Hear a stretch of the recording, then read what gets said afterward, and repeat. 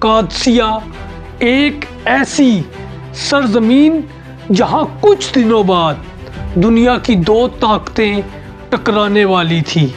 ایک طرف تھی فارس کی ساسانی سلطنت، وہ سلطنت جس نے صدیوں تک دنیا پر حکومت کی تھی، جس کے دربار میں بادشاہ خود کو خدا کا سایہ کہتے تھے، اور دوسری طرف ایک لشکر جس کے پاس نہ سونا تھا، نہ بڑی فوج، نہ شاہی لباس، مگر ایک چیز تھی، وہ تھا ایمان۔ فارس کوئی عام ریاست نہیں تھی، یہ ایک سپر پاور تھی۔ ان کے پاس منظم فوج، تجربہ کار جرنیل، جنگی ہاتھی، مضبوط نظام، مگر ایک چیز جو اندر سے اسے کھا رہی تھی وہ تھا ان کا غرور۔ فارس کی فوج کی قیادت ایک شخص کے ہاتھ میں تھی، رستم فراخ زاد۔ رستم ایک ایسا جنرل جس نے اپنی پوری زندگی جنگوں میں گزاری۔ وہ میدان کو پڑھ سکتا تھا، وہ دشمن کو سمجھ سکتا تھا، اور آج وہ کھڑا تھا اپنی سلطنت کو بچانے کے لیے۔ دوسری طرف قیادت تھی حضرت سعد بن ابی وقاص رضی اللہ تعالیٰ عنہ کے پاس۔ مگر ایک عجیب منظر تھا، وہ خود میدان میں نہیں تھے، وہ اس وقت سخت بیمار تھے اور قلعے سے جنگ کو دیکھ رہے تھے، مگر ان کی آواز پورے میدان کو کنٹرول کر رہی تھی۔ جب دونوں لشکر آمنے سامنے آ چکے تھے، ہوا میں گرد تھا، دلوں میں بے چینی تھی۔ رومی اور فارسی فوج اعتماد سے بھری ہوئی تھی۔ مسلمان اس وقت مکمل خاموش تھے، مگر ان کی خاموشی میں یقین تھا۔ جنگ شروع ہونے سے پہلے پیغام بھیجے گئے، دھمکیاں دی گئی، مگر مسلمانوں کا جواب ہم یا فتح لیں گے یا پھر شہادت۔ اب سب کچھ تیار تھا میدان جنگ میں، تلواریں نکال لی گئی تھی، گھوڑے تیار کھڑے تھے، ہر کسی کا دل اس وقت دھڑک رہا تھا۔ اور پھر وہ لمحہ آ گیا جب پہلی تلوار ٹکرانے والی تھی۔ صبح کا سورج آہستہ آہستہ افق سے نکل رہا تھا، ریت پر روشنی پھیل رہی تھی، اور قادسیہ کا میدان اب خاموش نہیں رہا تھا۔ ہوا میں گرد تھی، گھوڑوں کی سانسیں سنائی دے رہی تھی، اور ہر دل میں ایک ہی سوال تھا، آج کیا ہوگا؟ اچانک دور سے ایک شور اٹھا، زمین ہلنے لگی، فارس کی فوج آگے بڑھ رہی تھی، سپاہیوں نے صفوں میں جھنڈے بلند کیے ہوئے تھے، ان کی تلواریں چمک رہی تھی۔ مگر پھر ایک ایسی چیز سامنے آئی جسے دیکھ کر مسلمانوں کے دل دہل گئے۔ وہ تھے ہاتھی، بڑے، خوفناک، اور جنگ کے لیے ان کو خصوصی تیار کیا گیا تھا، اور ان کے اوپر سپاہی بیٹھے تھے، اور وہ سیدھا مسلمانوں کی صفوں کی طرف بڑھ رہے تھے۔ زمین مکمل ہل رہی تھی، ان کے قدموں کی آوازیں دلوں کی دھڑکن سے زیادہ تیز ہو چکی تھی۔ مسلمانوں کے گھوڑے ان ہاتھیوں کی آواز اور شور سے بدک رہے تھے۔ یہ منظر دیکھ کر کچھ سپاہی بھی گھبرا گئے، کچھ پیچھے ہٹ گئے، کچھ مڑ گئے، اور ان کے گھوڑے پیچھے ہٹنے لگے، کچھ مڑ گئے اور کچھ بے قابو ہو گئے۔ اور یہی وہ لمحہ تھا جہاں جنگ کا رخ بدل سکتا تھا۔ مسلمانوں کی صفیں آہستہ آہستہ ٹوٹنے لگی، سپاہی پیچھے ہٹنے لگے، کچھ نے پہلی بار ایسا خوف محسوس کیا۔ ان کے دلوں میں سوال تھا، یہ کیا ہے؟ ہم ان سے کیسے لڑیں گے؟ ادھر فارس کی فوج یہ سب دیکھ کر مسکرا رہی تھی، انہیں لگا کہ جنگ ختم ہو گئی ہے، ان کے لیے یہ آسان جیت ثابت ہوگی۔ مگر میدان میں گھوڑے بھاگ رہے تھے، سپاہی چیخ رہے تھے، گرد ہر طرف پھیل چکی تھی۔ یہ اب منظم جنگ نہیں رہی تھی، یہ سروائیول تھا۔ کچھ مسلمان اس بھگدڑ میں شہید ہو گئے، کچھ زخمی ہوئے اور کچھ پیچھے ہٹ گئے۔ یہ وہ لمحہ تھا جہاں اگر قیادت کمزور ہوتی تو سب کچھ ختم ہو جاتا۔ ادھر قلعے کے اندر حضرت سعد بن ابی وقاص رضی اللہ تعالیٰ عنہ یہ سب دیکھ رہے تھے۔ وہ اس وقت کافی بیمار تھے، مگر ان کی آنکھیں میدان پر جمی تھی۔ انہوں نے فوراً پیغام بھیجا، صفیں نہ چھوڑو اور ڈٹے رہو۔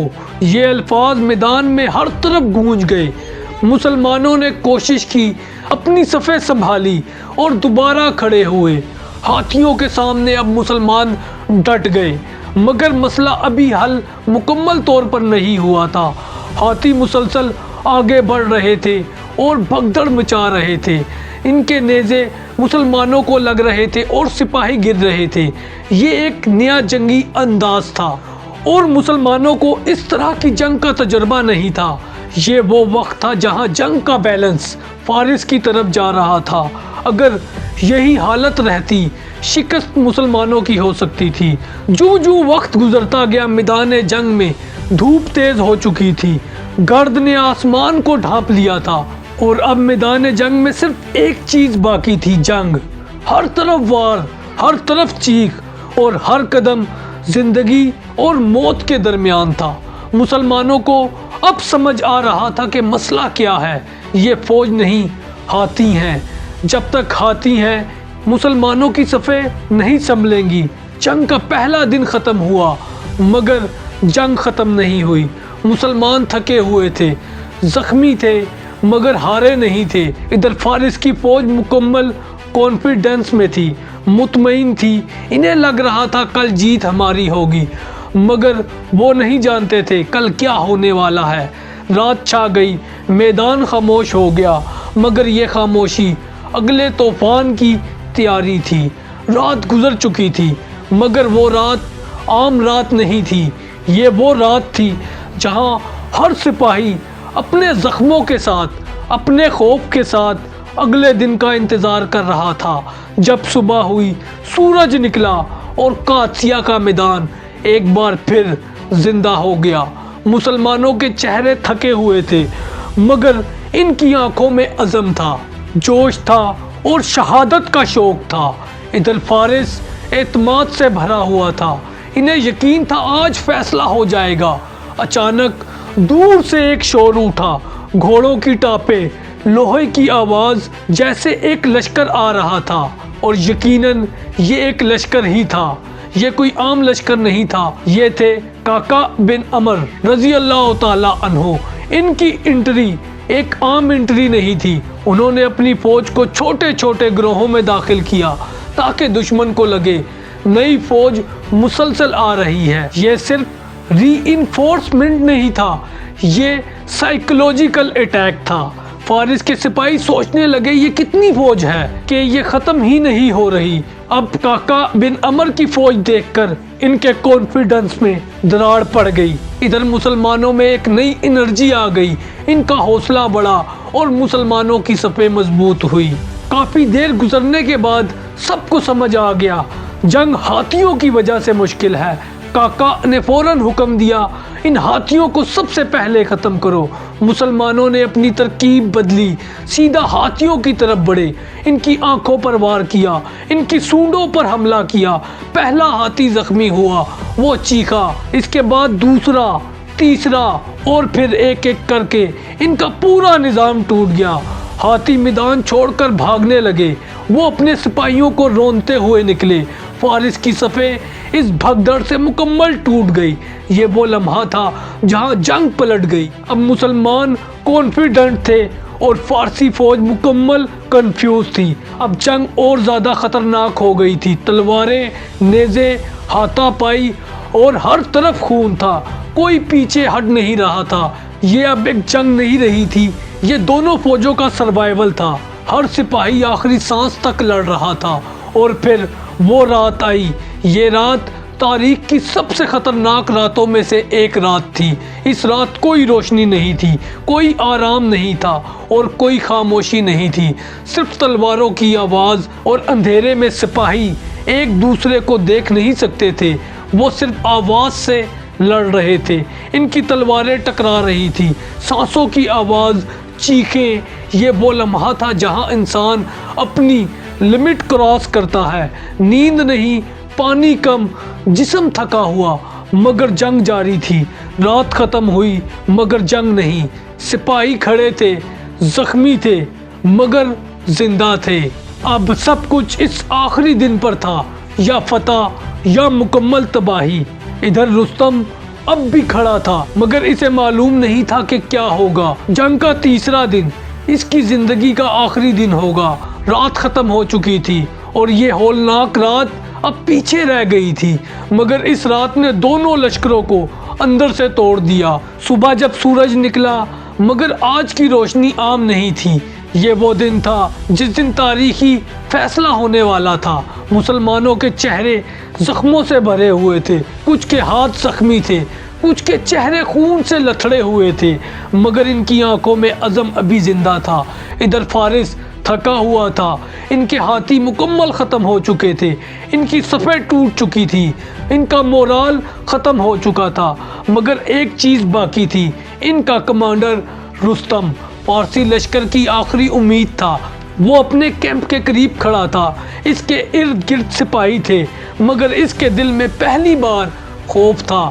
رستم نے کوشش کی فوج کو سنبھالنے کی، سپاہیوں کو واپس لانے کی اور نظم کو قائم کرنے کی، مگر اب بہت دیر ہو چکی تھی کیونکہ اس کی فوج کا حوصلہ ٹوٹ چکا تھا۔ ادھر مسلمانوں نے فیصلہ کر لیا تھا آج اس جنگ کو ختم کرنا ہے۔ انہوں نے اپنی پوری طاقت کے ساتھ حملہ کیا، ایک ساتھ مکمل زور سے، بغیر رکے۔ اب میدان جنگ ایک طوفان بن چکا تھا، تلواریں چل رہی تھی، نیزے ٹکرا رہے تھے، چیخیں گونج رہی تھی۔ یہ اب جنگ نہیں تھی، یہ فیصلہ تھا۔ اور اسی دوران ایک لمحہ آیا جب مسلمانوں کا ایک دستہ سیدھا رستم کی طرف بڑھا۔ یہ آسان نہیں تھا، اس کے محافظ سپاہی دفاع کر رہے تھے، مگر مسلمان رکے نہیں۔ رستم اپنے خیمے کے قریب تھا، ایک مسلمان سپاہی آگے بڑھا اور ایک زوردار وار کیا۔ رستم لڑکھڑا گیا اور اس کے دوسرے وار سے رستم گر گیا زمین پر خاموشی کے ساتھ، اور جیسے ہی رستم گرا سب کچھ بدل گیا۔ فارس کی امید ختم ہو گئی، اس کی فوج ٹوٹ گئی اور ان کے سپاہی بھاگنے لگے۔ یہ وہ لمحہ تھا جہاں ایک سلطنت گر گئی، یعنی ان کا کمپلیٹ کولیپس ہو گیا۔ اب میدان جنگ میں کوئی نظم نہیں تھا، کوئی قیادت نہیں تھی، کوئی ریزسٹنس نہیں تھا۔ فارس کی فوج مکمل طور پر بکھر گئی۔ یہ اب جنگ نہیں رہی تھی، یہ ان کی شکست تھی۔ دوستو سوچو، وہی میدان جہاں کچھ دن پہلے غرور تھا، طاقت تھی، بادشاہت تھی، آج وہاں صرف خاموشی تھی۔ ہوا چل رہی تھی، ریت اڑ رہی تھی اور زمین گواہی دے رہی تھی کہ یہاں ایک سپر پاور گر گئی ہے۔